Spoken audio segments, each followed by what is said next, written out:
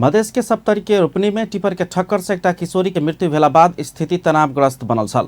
रूपनी गाउँपालिका ward number 1 में मंगल दिन भिनसर ना एक क 8542 नंबर के टिपर ठक्कर देला से स्थानीय 22 वर्षक रीता कुमार यादव के मृत्यु भेल छल।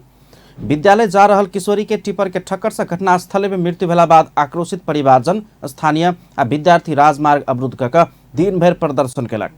ओ सब प्रदर्शन केनाइ के संगे सड़क अवरुद्ध केला बाद प्रहरी हस्तक्षेप केने छल। स्थिति के नियंत्रण में लेब प्रहरी 8 राउंड अश्रु गैस आ 10 राउंड हवाई फायर केने छल।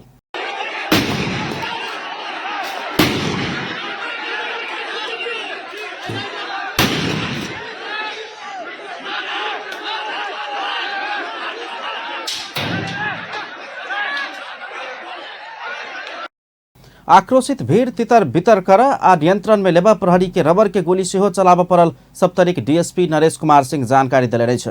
घटनास्थल में सदरमुकाम राजविराज से व्यापक रूप में सुरक्षाकर्मी खटाओल गेल छल।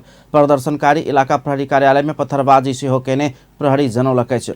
रूपनी स्थित बिजली ऑफिस समीप दुर्घटना भेल छल। टिपर चालक जाइन क गाड़ी ब्याक क विद्यार्थी के हत्या केने प्रदर्शनकारी के आरोप अछि।